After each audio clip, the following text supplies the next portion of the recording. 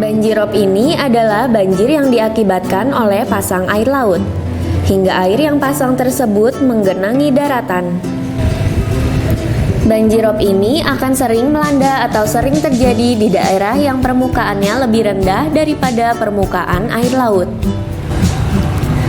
Karena disebabkan oleh mengalirnya air laut yang sampai ke daratan, maka air yang menggenangi karena banjirop ini mempunyai warna yang cenderung lebih jernih daripada air yang berasal dari banjir meluapnya air sungai. Karakteristik banjirop diantaranya terjadi pada saat air laut sedang pasang. Air mengalir dari arah laut menuju daratan. Air relatif jernih dan asin. Terjadi tidak hanya pada musim penghujan saja, dan menggenangi daerah-daerah yang rendah biasanya yang ketinggiannya di bawah muka air laut. Faktor-faktor terjadinya rop. Faktor-faktor yang mempengaruhi terjadinya banjirop adalah 1. Topografi wilayah. Pesisir dengan topografi datar dan ketinggian daratannya hampir sama dengan permukaan air laut rata-rata, maka pada waktu air laut pasang dan ketinggian muka air laut bertambah, akan terjadi aliran air dari laut ke darat, dan daerah dengan kondisi topografi di atas akan tergenang dan terjadi banjirop. 2. Naiknya muka air laut akibat pemanasan global. Akibat pemanasan global, es di kedua kutub bumi akan mencair dalam jumlah yang tidak sedikit. Akibatnya, air laut akan bertambah banyak dan permukaan air laut ini akan naik sehingga menambah potensi terjadinya banjirop. 3. Pemanfaatan air tanah secara berlebihan. Tingginya jumlah dan kepadatan penduduk kota-kota pesisir menyebabkan pengambilan air tanah secara berlebihan, sehingga menyebabkan permukaan air tanah turun. Hal ini juga menjadi penyebab intrusi air laut dan banjirop. 4. Adanya fenomena penurunan muka tanah. Padatnya bangunan dan pengambilan air tanah yang berlebihan juga dapat menyebabkan turunnya permukaan tanah. Hal ini merupakan salah satu penyebab permukaan daratan lebih rendah dari permukaan air laut di waktu pasang. Dan air laut juga menggenangi daerah-daerah ini. Sebagai contoh, penurunan muka tanah pada wilayah pantai Kota Semarang pada saat ini berkisar antara 2-25 cm per tahun. 5. Kerusakan hutan mangrove. Hutan mangrove yang rapat berfungsi menahan arus dan gelombang pasang. Hilang atau rusaknya hutan mangrove mempermudah masuknya air dari laut ke daratan. 6. Alih fungsi lahan daerah pesisir. Hutan mangrove, rawa, tambak, dan sawah merupakan penggunaan lahan yang dapat menyimpan air. Dengan alih fungsi lahan-lahan tersebut menjadi lahan terbangun, maka drainase daerah pesisir akan menjadi rendah dan lahan mudah tergenang. 7. Penyempitan dan pendangkalan sungai. Pada saat air laut pasang, maka air sebagian akan mengalir ke darat melalui sungai-sungai yang bermuara di laut. Dalam kondisi air laut pasang, aliran air sungai justru dari laut ke darat. Jika badan sungai sempit dan dangkal, maka pertemuan air tawar dari darat dan air asin dari laut akan menyebabkan air sungai di dekat muara meluap dan menyebabkan genangan. 8. Sistem drainase kota. Di daerah kota pesisir, air rop biasanya mengalir di gorong-gorong terlebih dahulu. Jika gorong-gorong dangkal dan penuh sampah, akan mudah meluap dan menggenangi daerah di sekitarnya. Dampak rop. Tergenangnya lahan akibat rop akan berdampak pada 1. Kerugian material. Pada saat air rob datang, akan menggenang sampai masuk rumah sehingga merusakkan perabotan seperti meja, kursi, kasur, alat-alat elektronik, dan sebagainya, sehingga menimbulkan kerugian material bagi keluarga-keluarga yang mengalaminya. 2. Rusaknya sarana dan prasarana.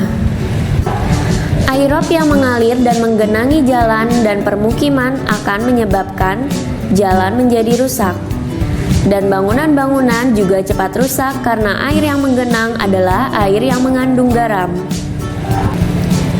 3. Melemahkan kegiatan sosial ekonomi masyarakat. Genangan air menghambat kegiatan masyarakat seperti ke sekolah, ke pasar, ke masjid, dan sebagainya. Kegiatan ekonomi yang memerlukan listrik juga takut dilaksanakan karena genangan air. 4. Terganggunya lalu lintas. Adanya genangan di jalan raya menyebabkan kendaraan melambatkan kecepatannya, dan hal ini akan menyebabkan kemacetan panjang. 5. Kelangkaan air bersih. Air rob ini tidak hanya menggenangi daratan, tetapi juga masuk di air tanah sehingga air sumur terintrusi air laut dan tidak dapat dikonsumsi. Warga harus menggunakan sumber air bersih yang lain seperti PDAM atau membeli air bersih. 6. Lingkungan menjadi kumuh dan sumber penyakit. Genangan air yang seringkali datang dan sulit perginya akan menyebabkan lingkungan menjadi kotor, penuh sampah, dan bau. Lingkungan seperti ini juga menjadi sumber bibit penyakit yang akan menyebabkan gangguan kesehatan bagi masyarakat.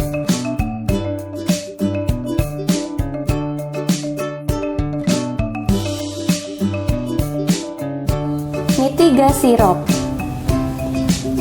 yang dapat dilakukan oleh pemerintah dan masyarakat untuk meminimasi datangnya rob adalah: 1. Membangun tanggul. Tanggul pantai dapat menahan air laut tidak masuk ke daratan pada waktu pasang. Kelemahan bangunan ini adalah kenampakan pantai menjadi tidak alami dan tanggul akan rusak dalam beberapa tahun. Di samping untuk penanggulangan banjir rob, tanggul pantai juga untuk perlindungan pantai dari abrasi. 2. Pembangunan pintu air pasang surut dan rumah pompa. Sistem kerja pintu air yang mampu membuka ketika surut dan menutup ketika pasang dapat mengatasi banjir rob yang terjadi. Ketika pasang, di mana volume air laut meningkat, maka rumah pompa akan menyedot air laut yang masuk dan dimasukkan ke dalam tampungan sementara. Ketika surut, air dalam tampungan tersebut disedot kembali untuk dibuang ke laut atau sungai. 3. Rehabilitasi hutan mangrove. Keberadaan kawasan mangrove mampu menghasilkan sedimentasi lumpur, di mana pengendapan lumpur yang dihasilkan mangrove tersebut bersama-sama dengan kerapatan vegetasi mangrove merupakan tanggul alami dalam mencegah banjir rob. Selain mampu menahan gerak air rob, mangrove mampu mempercepat proses penyerapan air sehingga genangan yang ditimbulkan oleh banjir rob tidak berlangsung lama. Dengan merehabilitasi hutan mangrove yang rusak, berarti memperbaiki tanggul alami pantai. 4. Penataan bangunan di wilayah pesisir. Penataan pemukiman dan bangunan lain di wilayah pesisir antara lain dengan memperbaiki sistem drainase, menambah ruang terbuka hijau, dan penataan permukiman di pinggiran sungai. Tujuannya adalah agar air segera dapat mengalir ke laut dan genangan cepat surut. 5. Pembentukan organisasi pemerintah dan non-pemerintah terkait bencana. Diperlukan sebuah organisasi yang fokus terhadap bencana banjir rob, di mana keberadaan organisasi ini selain melakukan upaya respon, dan kesiapsiagaan juga dibutuhkan untuk merencanakan upaya mitigasi agar bencana banjirop bisa diminimalisir dampaknya. Pembentukan organisasi yang fokus bencana banjirop harus mencakup 3 elemen, yaitu masyarakat, pemerintah, dan swasta. 6. Penyediaan peta bahaya dan risiko kenaikan permukaan laut. Penyediaan peta bahaya dan risiko kenaikan permukaan laut dapat memberikan informasi kepada masyarakat maupun pihak lain terkait tren kenaikan permukaan air laut dan kawasan mana yang rawan banjirop, sehingga dapat menjadi acuan masyarakat dalam melakukan upaya peninggian dan renovasi rumah mereka maupun menjauhi kawasan-kawasan yang rawan banjirop.